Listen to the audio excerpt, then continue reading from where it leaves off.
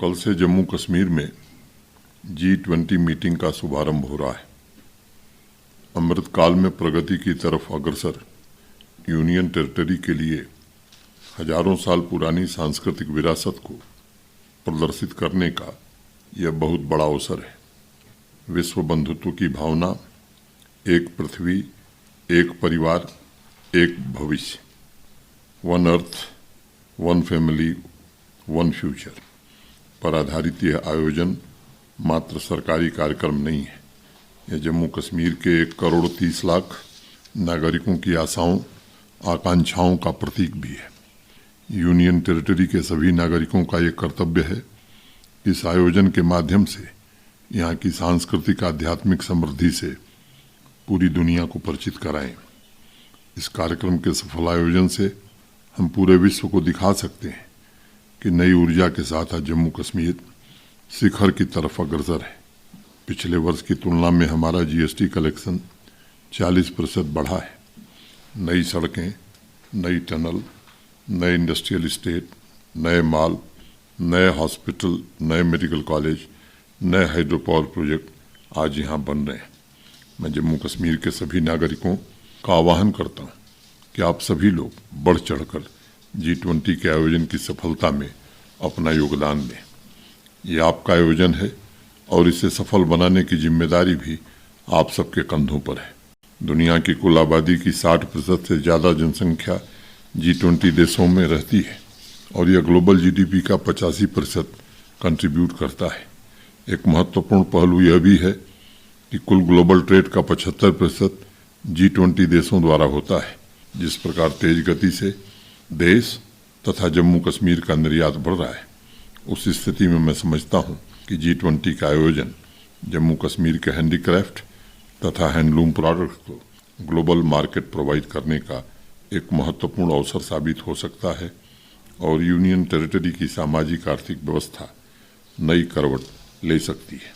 G20 कार्यक्रमों में जम्मू कश्मीर की भूमिका का विस्तार करते हुए उच्च शिक्षण संस्थानों में Y20 कंसल्टेशन कॉन्फ्रेंस भी आयोजित किए गए थे। इन कार्यक्रमों ने विभिन्न पृष्ठभूमि, संस्कृतियों और भाषाओं के युवाओं को एक साथ जोड़ा और विश्व कल्याण के साझे मूल्यों को जागृत किया। ऐसे कई कार्यक्रमों में मुझे शामिल होने का अवसर मिला है। इससे मेरे मन में युवा शक्ति एवं जम्मू कश्मीर के भविष्य के प्रति विश्वास और गहरा हुआ है। करुणा, शालीनता तथा संवेदनशीलता के आदर्शों के साथ हमारे नौजवान सामाजिक समरसता की नींव को मजबूत करने का प्रयास कर रहे हैं। हमारी जागरूक युवा शक्ति कल की जिम्मेदारियों को उठाने के लिए पूरी तरह तत्पर है और वह मैत्रीपूर्ण सौहार्द, साहसिक कार्यों द्वारा विश्व को नया रूप देने में भागीदारी करने के लिए पूरी तरह से तैयार है।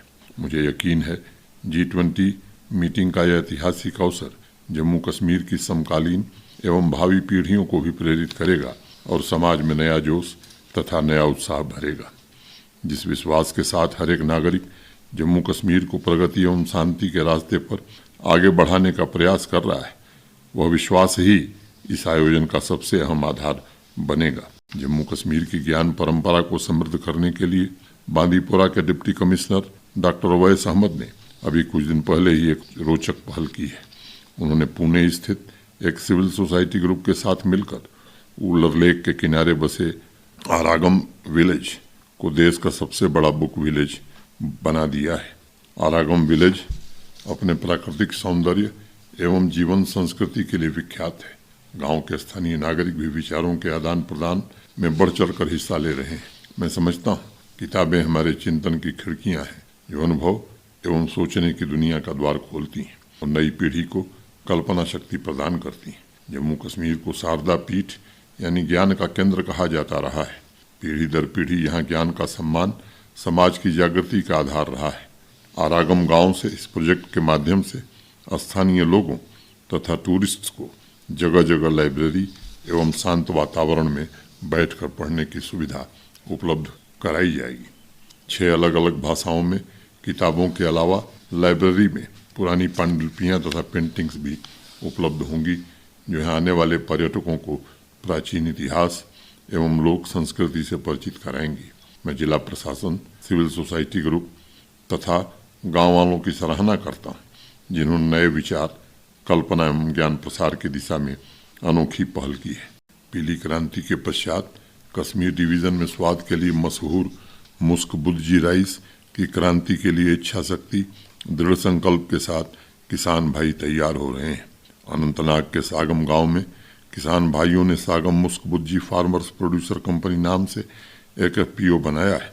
कृषि वैज्ञानिकों के मुताबिक 70 के दशक में मुस्क बुद्जी धान का उत्पादन पैडी ब्लास्ट नामक बीमारी के बाद बिल्कुल कम हो गया था।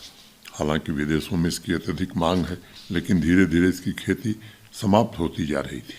इस कास्ट के वैज्ञानिकों की मदद से बीज में सुधार करके पुनः इसके उत्पादन को प्रोत्साहित किया गया है और आज अनंतनाग, बारामूला, कुलगाम और गांदरबल जिले में लगभग 500 हेक्टेयर में मुस्क बुद्जी की खेती हो रही है।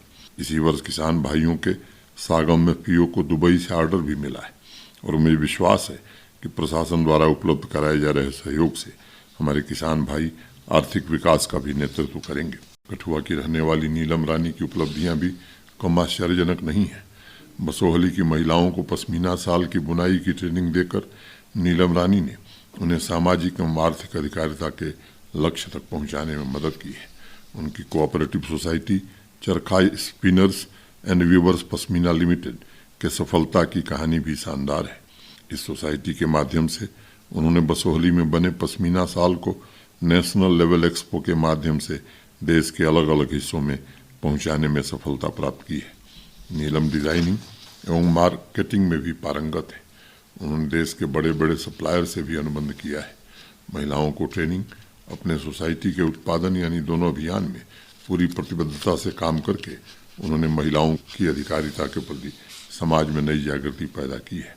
आज जम्मू कश्मीर में तेजी से हो रहे बदलाव में नारी शक्ति महत्वपूर्ण भूमिका निभा रही है।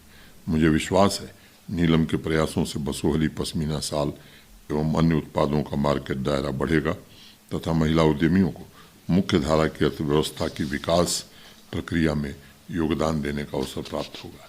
युवा पीढ़ी आज अपने सपने और इरादे के साथ कुछ नया करना चाहती है। उनके भीतर नौकरी मांगने वाले की जगह नौकरी देने वाला बनने की मजबूत भावना पैदा हो रही है। ऐसा ही एक युवा उधमपुर के रोहित सलारिया है, जिन्होंने प्रधानमंत्री formalisation of micro food processing enterprise के अंतर्गत अपनी फूड प्रोसेसिंग यूनिट स्थापित की है। इस यूनिट की मदद से रोहित ने अपने 2 ब्रांड लॉन्च किए हैं और जम्मू कश्मीर के अलावा वह देश के अन्य राज्यों में भी अपना उत्पाद बेच रहे हैं। रोहित ने अपने इलाके के 5 अन्य नौजवानों को रोजगार भी दिया है।